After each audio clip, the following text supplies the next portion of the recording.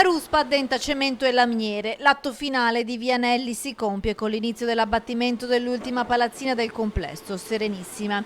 I lavori di demolizione dell'ex ghetto di Padova erano iniziati lo scorso 9 dicembre e dovevano concludersi in primavera, ma l'emergenza sanitaria provocata dal Covid e il tanto amianto trovato nei condomini hanno rallentato le operazioni.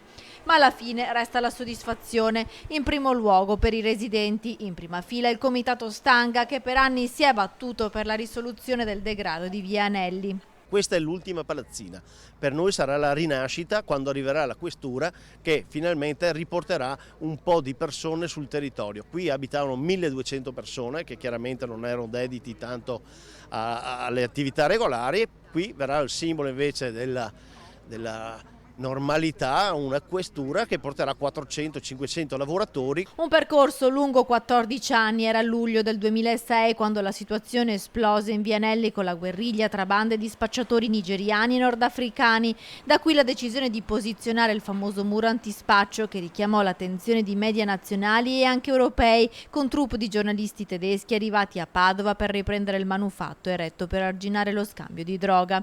Poi lo sgombero nel 2007, sempre per volere dell'ex sindaco Flavio Zanonato. Il complesso Serenissima rimase per anni triste monumento del degrado, fino a quando l'amministrazione comunale, guidata da Sergio Giordani, non concluse l'opera di esproprio, acquistando tutti i 250 appartamenti. L'area venne così ceduta al demanio in cambio dell'ex caserma Prandina, mentre dalle ceneri del complesso Serenissima sorgerà la nuova questura.